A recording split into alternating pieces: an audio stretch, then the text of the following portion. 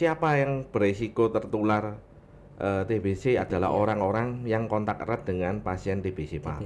Pandemi COVID itu mengajarkan kita untuk restart. Jadi setelan pabrik kita itu harus tetap hidup sehat gitu. Beberapa kali sering kasus pasien mau operasi tidak ada keluhan batuk ya dokter ya. Itu hasil toraknya gambaran TB terus di TCM kan bisa keluar dahak Ini positif.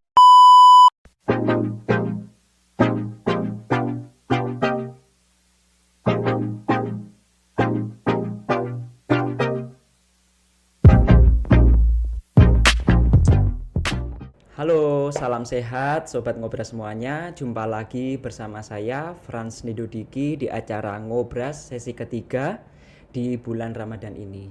Pertama-tama saya di sini mengucapkan selamat menunaikan ibadah puasa bagi teman-teman yang sedang menjalankan ibadahnya.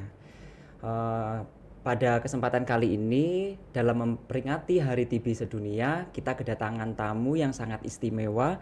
Yang pertama ada Dr. David Alfianto, spesialis penyakit paru. Selamat pagi dokter. Pagi Mas dokter. Edo. Ya. Dr. David ini sehari-hari bekerja di RSUD Mardiwaluyo di Poli Paru dan menangani kasus-kasus paru ya dokter ya. Betul. Oke. Yang kedua kita sapa bersama ada Mbak Siti Halimah. Ya, pagi Mas Edo. Ya, selamat pagi. Agak dekat Mbak Halim ya. Iya. Oke. Mbak Halim ini adalah perawat di Poli TB.Dot ya, sekaligus perawat yang terlatih dalam tata laksana TBC ya Mbak Halim ya. Iya, Oke. Dokter, kalau boleh saya sedikit menjelaskan situasi kondisi ya dokter ya, bahwa menurut WHO itu TBC masih menjadi masalah kesehatan global ya dokter. Bahkan TBC ini adalah penyebab kematian nomor 2 pada tahun 2022 di dunia. Kemudian tanpa pengobatan angka kematian akibat TBC ini cukup tinggi. Di Indonesia sendiri itu TBC menempati urutan 2 dunia dokter. Ya, betul ya dok ya. Jadi setelah di ranking nih berdasarkan jumlah kasus terbanyak, ternyata TBC itu nomor 2 di dunia. Kemudian kalau di Kota Blitar sendiri dalam kurun waktu 3 tahun terakhir ini mengalami peningkatan yang cukup pesat ya. Tercatat di sini dari data Dinas Kesehatan pada tahun 2021 ada 160 kasus meningkat menjadi 250 kasus pada tahun 2022 dan pada tahun 2023 ini ada 317. Jadi grafiknya selalu meningkat ya. Lalu bertepatan di hari TB ini ya, kita mengingatkan kepada masyarakat bagaimana cara mengakhiri TBC ya. Sesuai tema kita pada pagi hari ini yaitu ya kita bisa akhiri TBC. Dengan apa Mbak Alim slogannya TBC? Tos TB, Ya. temukan, obati, sampai sembuh. Tepuk tangan untuk saya. Oke. Dokter, untuk pertanyaan pertama nih ya. Sebelumnya bisa disapa dulu dok, Sobat Ngobras di rumah. Ya, selamat pagi Sobat Ngobras di rumah. Ya, selamat pagi dokter. Ya dokter, langsung saja ya Mbak Halim ya. Ini pertanyaan untuk pertama untuk dokter David. Apakah bisa dijelaskan dokter, TBC itu apa sih? Ya, jadi ini dalam rangka untuk memperingati Hari TBC Sedunia ya. Iya. Jadi ada harinya karena penyakit TBC ini penyakit yang sudah purba lama sekali, tapi kok nggak kunjung. Ya, tidak hanya dinosaurus saja yang purba ya dok ya. Ternyata Nggak penyakit kunjung ada selesai. purba. Jadi di dunia ini di 2024 ini tadi yang Mas Edo sempat singgung ya, itu tema globalnya itu Yes We Can End TB. Nah, jadi bukan masalah di negara kita aja, tapi juga masalah dunia.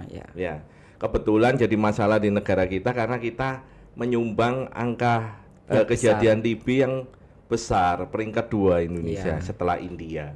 Ini bukan suatu hal yang perlu dibanggakan, tapi jadi PR kita semua ya. Jadi TB atau TBC itu kepanjangan dari tuberkulosis. Itu namanya kuman penyebabnya. Kuman purba yang tadi ya dok, kuman yang menyebabkan sakit TBC itu namanya tuberkulosis. Kumannya namanya Mycobacterium tuberculosis. Jadi kalau dikatakan sakit TBC itu adalah penyakit yang disebabkan karena infeksi kuman Mycobacterium tuberculosis. Oke. Gitu Mas itu. Tadi kan sesuai tema nih ya dokter ya, Hari TB Sedunia 2024 itu ya kita bisa akhiri TBC. Ya. Kenapa sih dok Indonesia itu menetapkan target bahwa TBC ini tuh harus diakhiri pada tahun 2030?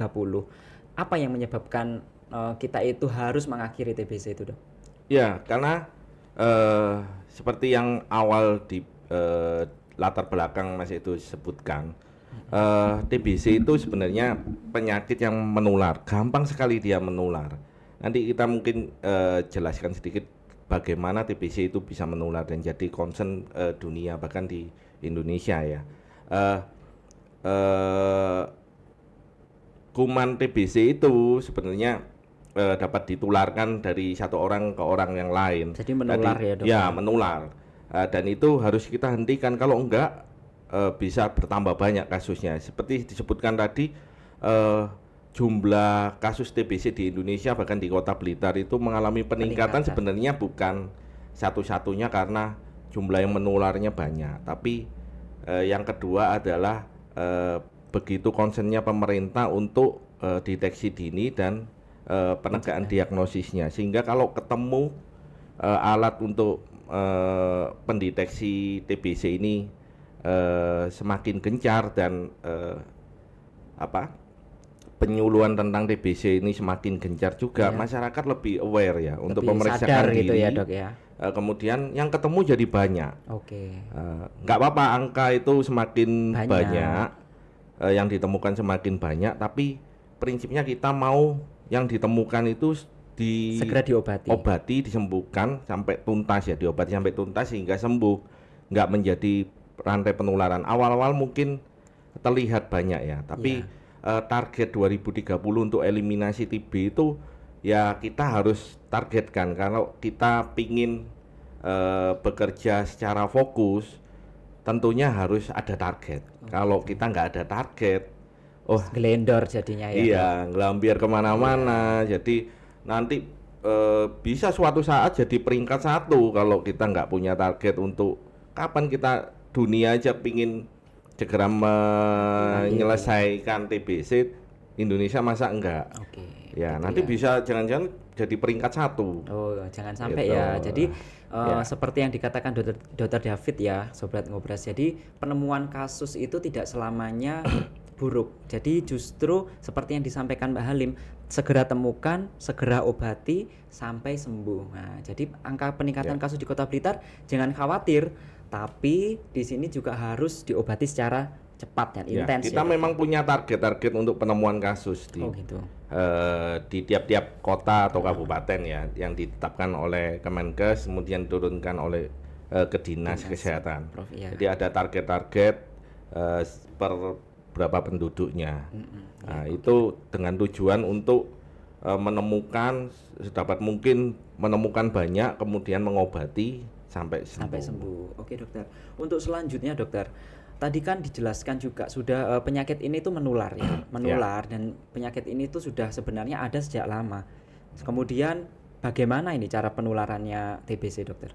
Ya, jadi yang jadi sumber penularan itu adalah pasien dengan TBC paru ya. Jadi itu yang perlu jadi catatan, karena TBC itu bisa mengenai organ paru maupun di luar paru. Oh, sebentar. Yang dokter, jadi sumber penularan yang TBC paru ini. Gini. Jadi TBC itu ada yang di dalam paru, sama ada yang di luar paru ya. Kalau di luar paru itu terjadi di mana, Dok? Sebelum kita jelaskan cara penularannya. Ya, bisa TBC tulang, TBC kelenjar, TBC usus, TBC otak, macam-macam ya, tergantung organ yang terkena TB-nya. Oke, lalu penularannya dokter bagaimana? Jadi pasien TBC paru ini yang jadi sumber penularan, baik dia pemeriksaan dahaknya positif maupun negatif. Yang negatif ini biasanya didiagnosis TBC paru itu berdasarkan klinisnya dan radiologisnya. Jadi fotonya ada lesi yang spesifik menandakan lesi TBC. Ada gambarnya ada gambaran yang bahasa awamnya luka di parunya karena TBC. Karena TBC itu ada dia lokalisasi yang khusus. Dia ngambil tempat di bagian paru yang kaya akan oksigen.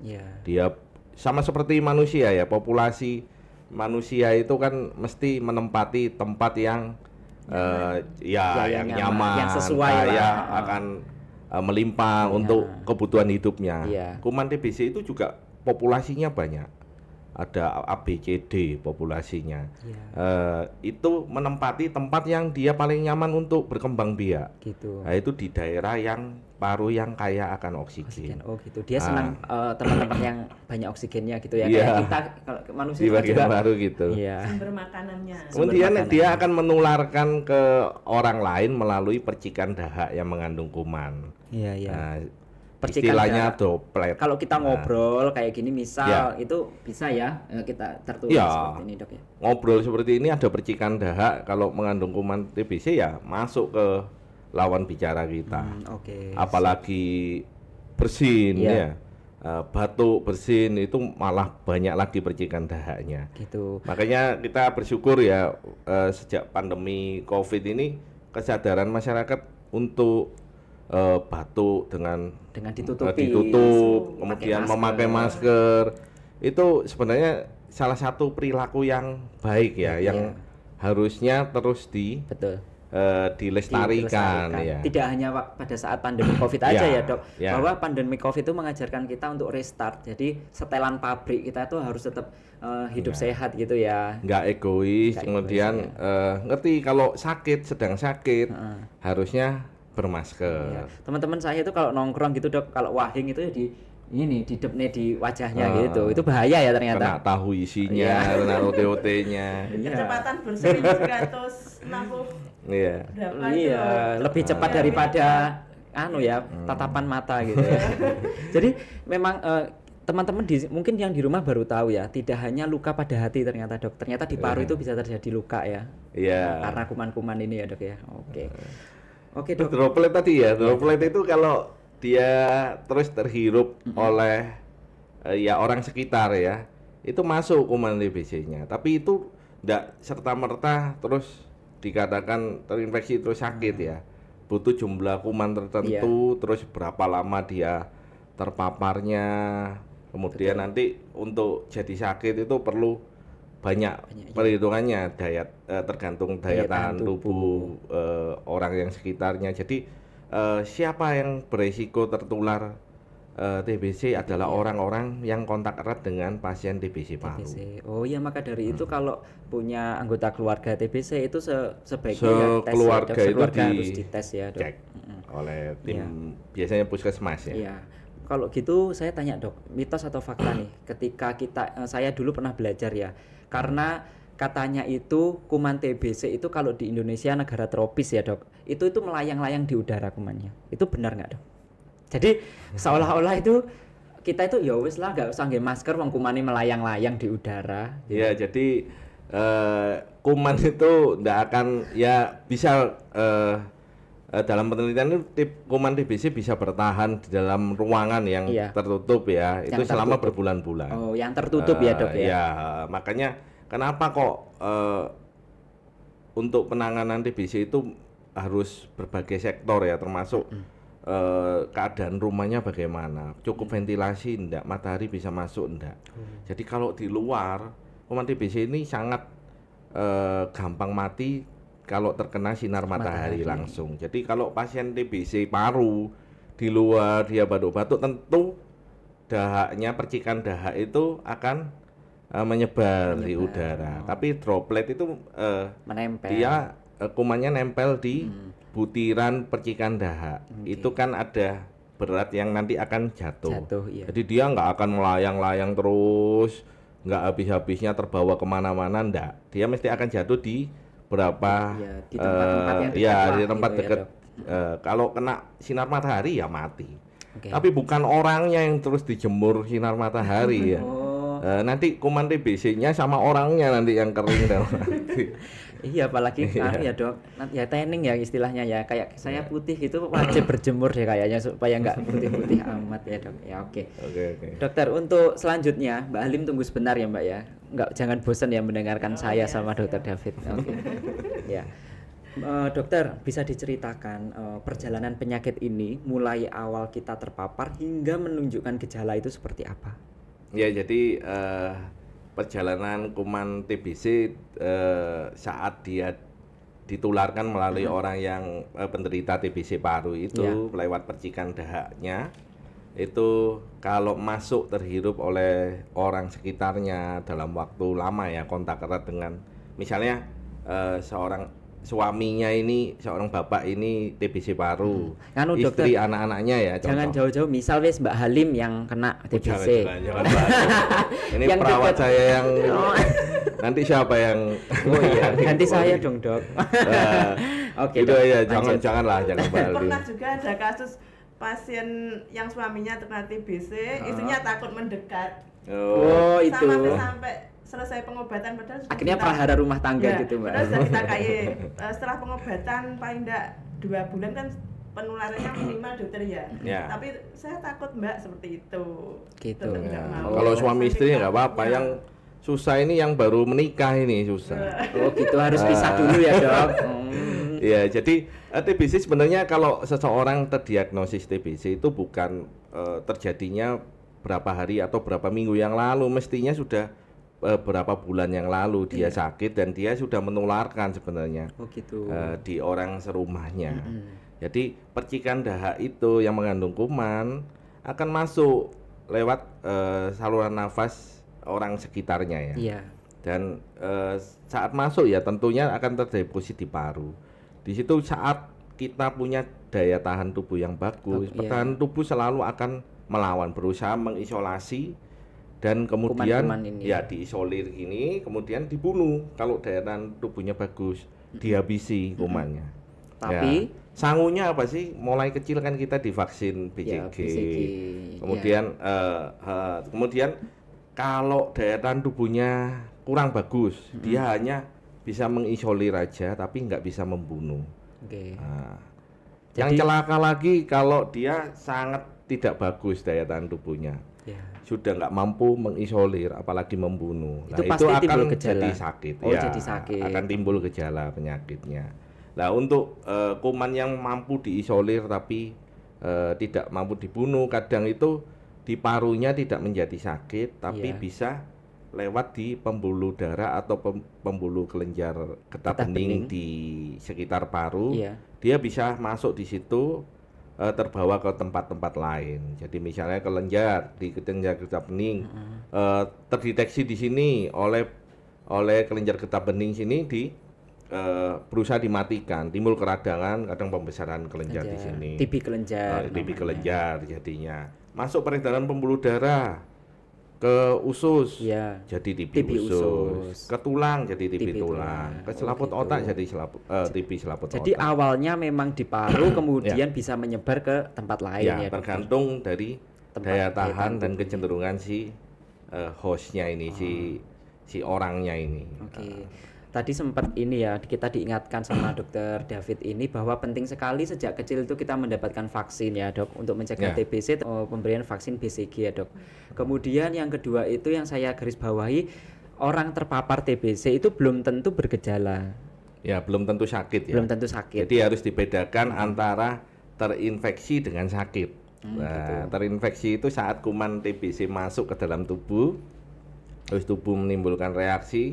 Itu sudah terinfeksi. Berarti bisa jadi ya kalau saya di sini sama Mbak Halim misal sama teman-teman ya yang ada di. Ya kayaknya kalau kita berhubungan dengan pasien TBC mestinya itu sudah ada kuman yang masuk. Tergantung daya tahan tubuh bagus, itu bisa tereliminasi dengan baik. Oke, Dokter. Terus pernah saya juga baca-baca itu ada istilahnya dorman atau tertidur ya. Bakteri kuman TBC ini kalau tidur itu apa juga bisa bangun? Yang namanya orang tidur itu kan pasti bangun tuh. Bisa. Kalau nggak bangun berarti kan mati. Iya. Ya, ini kalau kuman TBC yang tadi yang saya ceritakan, kalau daya tahan tubuhnya kurang bagus, dia hanya mengisolir kuman itu, diisolir biar nggak kemana-mana. Itu kuman TBC bisa bertahan di situ, bisa berbulan-bulan sampai tahun. Saat daya tahan tubuh menurun, dia bangun, bisa jebol ini pertahanan tubuh, dia jadi penyakit. Itu Itu namanya infeksi sekunder TBC. Jadi terinfeksi pertama tapi nggak jadi sakit, kemudian di dalam ini nggak sampai terbunuh, dia bangun saat daya tahan tubuhnya jelek. Oke, siap. Nah, maka dari itu salah satu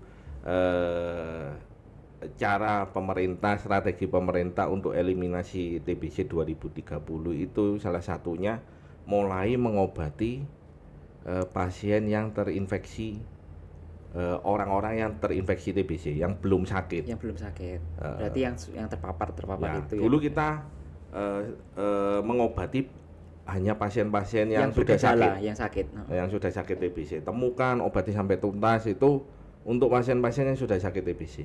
Oh gitu. Nah, sekarang sudah mulai melangkah ke terapi pencegahan tuberkulosis. Jadi orang-orang yang terinfeksi belum sakit sudah mulai diobati. Oke. Ini sudah mulai kayak negara-negara maju ya. Mungkin ya. Sobat Ngobras yang biasanya yang jadi TKI ya, TKI di negara-negara maju sering minta surat bebas TBC, ya. Karena mereka negara-negara maju sangat takut, nggak takut pada yang sakit TBC, tapi yang terinfeksi aja dia sudah berarti ketat negara sekali. kita ini ya luar biasa dok, nggak takut TBC loh ya. Tapi sekarang kalau mau sekolah, mondok itu sudah minta surat keterangan bebas TB gitu kan. Gitu ya, karena dia berkumpul sama orang banyak gitu ya. Jangan diteruskan dok, nanti TPT terapi pencegahan TBC ada sesinya sendiri. Oh, oke. Itu Simpan rahasia, dulu, ya. simpan dulu Dok. Ya, oke. Lalu pencegahannya dok, sekarang yang paling penting itu setelah kita mengetahui semuanya, pencegahannya yang harus garis bawahi oleh masyarakat itu seperti apa? Jadi kita gencar-gencarnya apalagi di hari TB sedunia ini untuk mempublikasikan tentang TBC ini, bagaimana bahayanya, tapi nggak perlu ditakuti. Kalau kita kenal maka kita tahu bagaimana cara biar terhindar, mencegah kalau sudah terlanjur sakit bisa sembuh juga. Bagaimana nggak terlambat untuk disembuhkan. Jadi untuk mencegah biar kita nggak kita atau keluarga kita aman dari TBC itu, karena kita nggak tahu orang sekitar kita itu apa TBC apa enggak. Paling tidak kalau Anda bergejala batuk 2 minggu atau lebih, batuknya berdahak, nggak sembuh-sembuh, kemudian ada keringat malam itu bukan keringet karena sumuk ya, malam sumuk terus keringetan gitu. Lah iya, saya itu adalah gejala sistemik dari kuman TBC. Olahraga malam ya keringetan ya, semua TBC lah Dok ya. Puasa ya. Jadi keringat malam itu gejala sistemik dari TB. Ada demam yang sumer-sumer ya. Sumer tahu ya, Bu? Tahu, orang Blitar tuh ya tahu sumer kalau pesan nasi goreng gitu ya, sumer loh. Cuma greges-greges gitu aja. Gitu. Terus nafsu makan mulai turun, batuk kadang disertai batuk darah, sesak nafas, nyeri dada. Ingat itu segera memeriksakan diri. Apakah ini aku TBC ya? Kalau dia aware, langsung memeriksakan diri ke mana? Ke puskesmas terdekat untuk dicek, diperiksakan dahak. Ya, dengan pemeriksaan yang namanya pemeriksaan dahak pakai alatnya TCM namanya. Tes cepat molekuler. Canggih, tes cepat molekuler itu 2 jam aja sudah selesai. Cuma kendalanya kan alat itu enggak semuanya punya, tapi kalau puskesmas punya jaringan ya. Mungkin alat pemeriksaannya cepat 2 jam, tapi hasilnya mungkin bisa 1 maksimal 2 hari ya. Jadi itu yang bisa salah satunya untuk mencegah keluarga kita terpapar TBC. Tahu gejala-gejalanya, segera memeriksakan diri saat ada gejala, timbul gejala itu. Saat positif, nggak usah takut, harus diobati sampai tuntas. Kemudian keluarga yang serumah, kontak erat serumah, ikut tes. Meskipun saya nggak ada gejala, lah itu tes untuk tahu apakah saya sudah terinfeksi. Betul. Karena saat terinfeksi aja belum menimbulkan gejala sakit, itu sudah pemerintah sudah menyediakan obatnya sehingga nanti nggak jadi sakit beneran. Ya, kemudian berikutnya daya tahan tubuh. yang harus dijaga. Caranya gimana ya? Makan makanan yang bergizi, istirahat yang cukup, jangan stres-stres ya. Nah itu. Olahraga teratur, menghindari rokok. Ya, jangan ngerokok ya. Kemudian merokok nggak menyebabkan kumannya mati ya dok, asap rokoknya. Enggak. Nanti orang-orang ya ada yang blunder kayak gitu dong, masyarakat kumannya kena asap rokok mati, enggak ya ternyata itu mitos ya itu Mbak Alim. Rumahnya cukup ventilasi ya, nggak harus bagus gitu tapi ventilasi cukup. Pencahayaannya juga cukup. Pokoknya rumah sehat lah. Ya. Nanti kapan-kapan kita undang dari penyehatan lingkungan ya dok, nanti terkait rumah sehat itu yang seperti apa. Itu penting juga ya. Bagus juga kalau mau dibangunkan ada rumah gitu. Waduh dok, itu berat itu. Oh iya dokter, itu kalau pada kasus pasien dengan keluhan batuk kering tidak bisa berdahak selama sekitar 2 minggu gitu, gimana dokter? Jadi yang khas TBC adalah batuk berdahak ya. Batuk berdahak. Kadang tuh pasien, saya nggak batuk nggak keluar dahaknya, nggak bisa. Ternyata ada kasus pasien yang ternyata setelah diperiksa dahaknya itu positif TBC. Iya, sering kasus seperti itu ya. Kita biasanya sih nggak satu pemeriksaan itu aja. Ada pemeriksaan lain ya dok. Yang untuk pasien yang saya batuknya nggak berdahak, batuk kering. Nah itu kalau kebetulan di rumah sakit di Poli Paru sih kita periksa foto toraknya, foto dadanya. Loh, foto dadanya kok ada luka? Ada luka atau ada lesi yang khas TBC. Ya kita beritahu ini khasnya TBC. Kalau kita mau diagnosis pastinya dengan diperiksa dahak. Tapi masalahnya dahaknya nggak bisa keluar. Harus ternyata biasanya kita kasih pengencer dahak atau kalau pasiennya rawat inap di rumah sakit kita kasih uap nebulisasi dengan larutan NaCl 3%. Nah, itu bisa mengencerkan dahak sehingga bisa diperiksakan. Kadang yang mereka anggap nggak berdahak pun setelah diperiksakan juga bisa kok ternyata keluar dahak. Jadi ada berbagai cara yang kita bisa kita bisa periksakan selain pemeriksaan dahak. Tapi yang pasti yang paling mudah itu ya kalau pemeriksaan dahak. Yang paling simpel diagnosis pastinya ya. Soalnya beberapa kali sering kasus pasien mau operasi tidak ada keluhan batuk ya dokter ya. Itu hasil toraknya gambaran TB terus di TCM kan bisa keluar dahak. Ini positif. Ya karena gini loh, orang itu kan TBC itu kan batuknya nggak seperti pasien-pasien flu atau pneumonia. Waktu COVID itu kan semua terjadinya akut. Begitu batuk langsung cuma hari atau minggu. Kalau TBC itu kronis, jadi dia cuma dehem-dehem, batuk biasa dianggap sudah biasa. Terjadinya sudah beberapa bulan yang lalu. Karena kronis terjadinya lama. Apalagi perokok dia. Perokok itu batuk ngerokok biasa atau usia tua. Ini orang tua ya biasa batuk gini, batuk kadang-kadang gini. Tapi kok kadang tambah kurus, taunya diperiksanya enggak kebetulan kadang di rumah sakit itu enggak mengeluh ke Poli Paru. Kadang ketemunya waktu dia luka di mana mau operasi, ternyata diperiksa TBC, dicek dahaknya ya positif. Bayangkan itu dia bisa menularkan ke orang berapa bulan itu dia menularkan ke orang-orang sekitar. Jadi yang perlu digarisbawahi di sini ya dok, kalau misalkan memang ada keluhan batuk lah, jangan sepelekan batuk lah ya. Yang minimal itu periksa 2 minggu atau lebih dan batuknya berdahak, kemudian disertai satu atau beberapa gejala yang tadi saya sebutkan, ada keringat, demam, kok sumer-sumer, kayak orang capek, orang mikirnya saya capek malam tidur kan besok pagi nggak apa-apa, malam kok gitu lagi, terus kok tambah nafsu makannya kok turun, periksa aja nggak apa-apa. Kalau bukan TBC gratis. Tes dahaknya yang gratis. Nanti dimarahin yang lain.